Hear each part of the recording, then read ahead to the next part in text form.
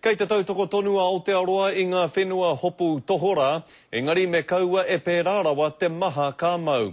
Koe rā te whakatau I whakatakotori atu ai e ngā māngai o tēnei whenua ki te hui a te runanga tohora o te ao.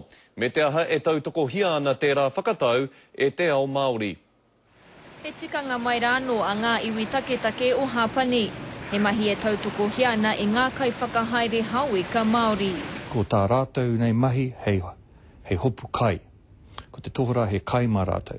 Ko ngā hiwi tō moana te māngai Māori kei runga I te komihana tohora o te ao. Hei tāna e tika ana kia whakatakoto tētahi whakaitanga me ngā whenua hopu tohora. Kia hāngai ake ngā whakaritenga. He mea tupatu anō hoki, no te mea kare hehe ana mātou, te tino nanaki o era iwi ki te hi tohora anō hoki.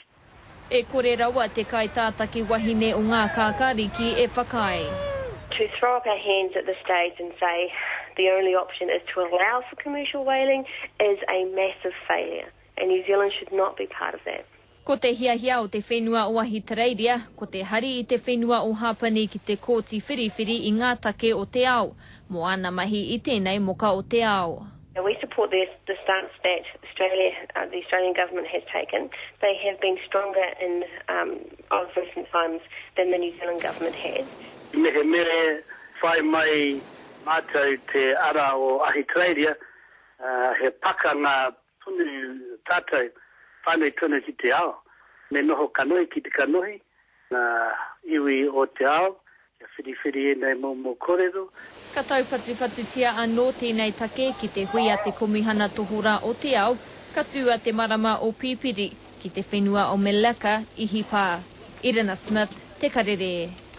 Heoi, hei tā te minita aorere a Murray McCully, kei te pūmau tonu te hiahia o te kāwanatanga kia mutu ngā mahi hopu tohora I ngā moana e hōrapa ana I tēnei whenua a tōna wā. Hei tāna anō, ko te ara hei whai atu mārātau e tutuki ai tērā o ngā hiahia he whakamaioha.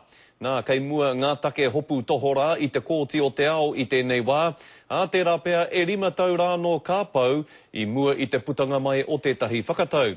Ki te whati te kaupapa I reira, hei tā Makali, tērā pea ka tuku a Aotearoa I tāna ake tono aukati hopu tohora ki taua kōtira.